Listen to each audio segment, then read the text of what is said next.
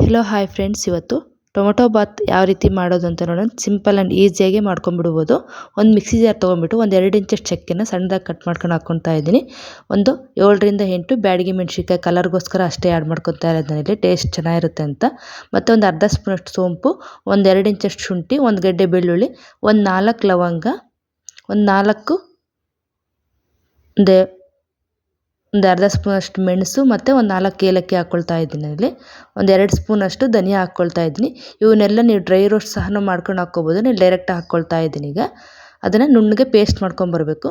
ಈಗ ಒಂದು ಕುಕ್ಕರ್ ಇಟ್ಕೊಂಡ್ಬಿಟ್ಟು ಒಂದು 2 ಸ್ಪೂನಷ್ಟು ತುಪ್ಪ ಹಾಕ್ಕೊಳ್ತಾ ಇದ್ದೀನಿ.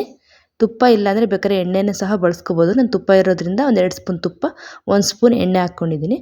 ಎಣ್ಣೆ ಎಲ್ಲ ಕಾದ ನಂತರ 1 ಸ್ಪೂನ್ ಸಾಸಿವೆ, ಒಂದು ಮರಾಠಿ ಮೊಗ್ಗು, ಒಂದು ಬಿರಿಯಾನಿ ಎಲೆ ಮತ್ತು ಕರಿಬೇವಿನ ಸೊಪ್ಪೆಲ್ಲ ಸಿಡಿತಾ ಇರುವಾಗ 2 ದೊಡ್ಡ ಈರುಳ್ಳಿನ ಕಟ್ ಮಾಡಿರೋಂಥ ಸ್ಲೈಸಸ್ ಥರ ಇರೋಂಥದ್ದನ್ನ ಹಾಕ್ಕೊಂಡು ಚೆನ್ನಾಗಿ ಮಿಕ್ಸ್ ಮಾಡ್ಕೊಳ್ತಾ ಇದ್ದೀನಿ. ಇಲ್ಲಿ ಚೆನ್ನಾಗಿ ಈರುಳ್ಳಿ ಎಣ್ಣೆಲಿ ಚೆನ್ನಾಗಿ ಫ್ರೈ ಆದರೆ ಟೇಸ್ಟ್ ಚೆನ್ನಾಗಿರುತ್ತೆ. ಇಲ್ಲಿ ಈ ಥರ ಎಲ್ಲ ಈರುಳ್ಳಿ ಚೆನ್ನಾಗಿ ಫ್ರೈ ಆಗ್ತಾ ಇರುವಾಗ ಹಸಿ ಬಟಾಣಿ ಹಾಕ್ಕೊಳ್ತಾ ಇದ್ದೀನಿ ನಾನು. ನಿಮ್ಮ ಹತ್ರ ಹಸಿ ಬಟಾಣಿ ಇಲ್ಲ ಅಂದರೆ ಬೇಕಾದ್ರೆ ನೈಟ್ ನೆನೆಸಿ ಇದ್ದರೆ ಒಂದು ಬಟಾಣಿ ಸಹ ಹಾಕ್ಕೋಬೋದು. ಟೊಮೊಟೊ ಬಾತ್ಗೆ ಈ ಥರ ಬಟಾಣಿ ಹಾಕಿದ್ರೆ ಚೆನ್ನಾಗಿರುತ್ತೆ.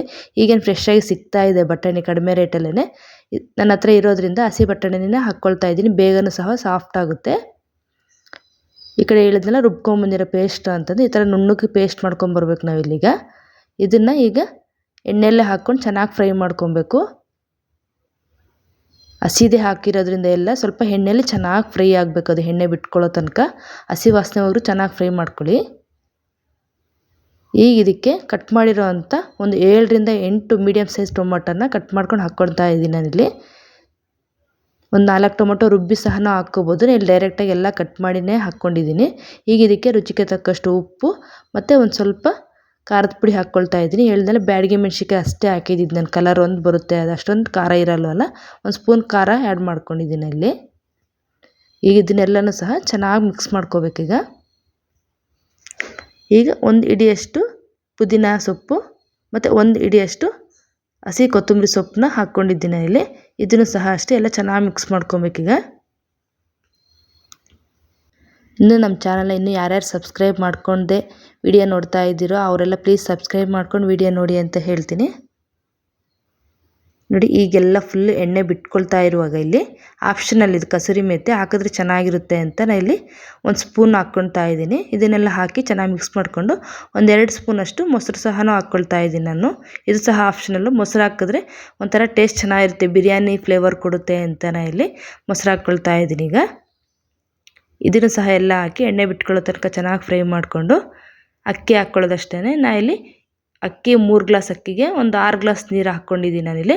ಅಳತೆ ತೊಗೊಂಡು ಹಾಕ್ಕೊಳ್ಳಿ. ನಾನು ಇಲ್ಲಿ ಅಡುಗೆ ಸ್ಟಾರ್ಟ್ ಮಾಡುವಾಗೇ ಅಕ್ಕಿ ತೊಳೆದಿಟ್ಟಿದ್ದೆ ಅಷ್ಟೇ, ಜಾಸ್ತಿ ಹೊತ್ತೇನು ನೆನೆಸಿಲ್ಲ ನಾನು.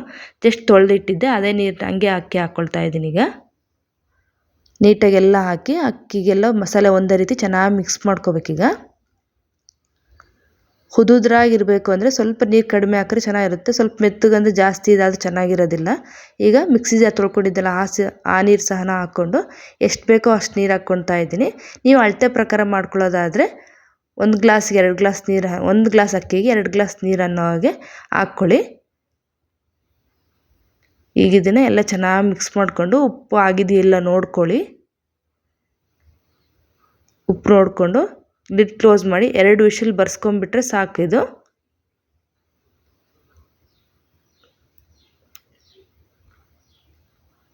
ನೋಡಿ ಎಲ್ಲ ಏರ್ ಫ್ರೆಷರ್ ಎಲ್ಲ ಹೋಗಿ ಎಷ್ಟು ಚೆನ್ನಾಗಾಗಿದೆ ರೈಸ್ ಎಲ್ಲ ಅಂತ ನೋಡ್ತಾ ಇರ್ಬೋದು.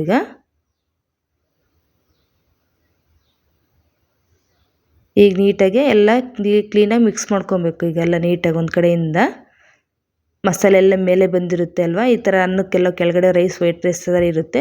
ಎಲ್ಲ ನೀಟಾಗಿ ಮಿಕ್ಸ್ ಮಾಡ್ಕೊಂಡು ಲಂಚ್ ಬಾಕ್ಸ್ಗೆ ಹಾಕಿ ಕೊಡ್ತಾ ಇದ್ದೀನಿ ಮಕ್ಕಳಿಗೆಲ್ಲ. ಓಕೆ ಫ್ರೆಂಡ್ಸ್, ನಿಮಗೆ ಈ ವಿಡಿಯೋ ಇಷ್ಟ ಆಗಿದ್ದರೆ ನಮ್ಮ ಚಾನಲ್ನ ಒಂದು ಲೈಕ್ ಮಾಡಿ, ಆದಷ್ಟು ನಮ್ಮ ಚಾನಲ್ನ ಸಬ್ಸ್ಕ್ರೈಬ್ ಮಾಡಿ ಅಂತ ಹೇಳ್ತೀನಿ. ಓಕೆ ಫ್ರೆಂಡ್ಸ್, ಬಾಯ್.